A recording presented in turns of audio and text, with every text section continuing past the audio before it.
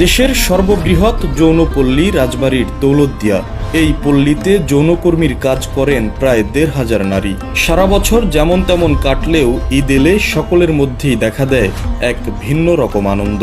ঘরে ঘরে রান্না হয় পোলাও মাংস, চলে ঈদ সালামি বিনিময়ও। ঈদ উপলক্ষে পল্লীর পাশেই খোলা মাঠে বসে মেলা।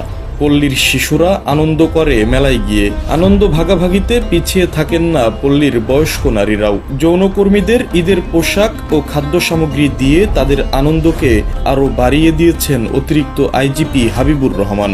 নিজের প্রতিষ্ঠিত উত্তরণ ফাউন্ডেশনের মাধ্যমে প্রতি বছর ঈদ সহ বিভিন্ন সময় যৌনকর্মীদের মধ্যে খাদ্য ও বস্ত্র বিতরণ করেন এই পুলিশ কর্মকর্তা। তার কাছে কৃতজ্ঞতা জানিয়েছেন যৌনকর্মীদের নিয়ে গঠিত অসহায় নারী ঐক্য সংগঠনের নেত্রী ঝুমুর বেগম। অতিরিক্ত আইজিপি হাবিব স্যার বরাবরই এই সুবিধা বঞ্চিত মানুষের পাশে এসে দাঁড়ায়। তারই ধারাবাহিক চলমানভাবে এইবারও এই রোজার ঈদটা স্যার এসে পাশে দাঁড়াইছে।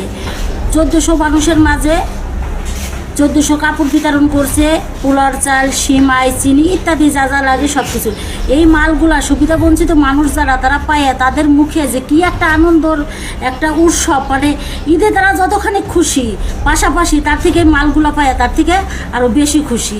তা আসলে এই যারা পূর্বপাড়ার যারা অসহায় সুবিধাবঞ্চিত মানুষ আছে সবার পক্ষ থেকে অতিরিক্ত আইজিপি হাবিব স্যারের সবাই আন্তরিকতা শুভেচ্ছা জানায়। ঈদ মোবারক। ঈদে পল্লীতে খদ্দের আগমন বেশি হওয়াতে এখানকার প্রতিটি কর্মীরই ঈদের দিন থেকে শুরু করে অন্তত এক সপ্তাহ আয় রোজগার ভালো হয়। ঈদ উপলক্ষে এত সব আনন্দের মধ্যেও কিছুটা আক্ষেপ থেকে যায় সকল যৌনকর্মীরই, কারণ তাদের আনন্দ সীমাবদ্ধ এই নিষিদ্ধ পল্লীর মধ্যেই।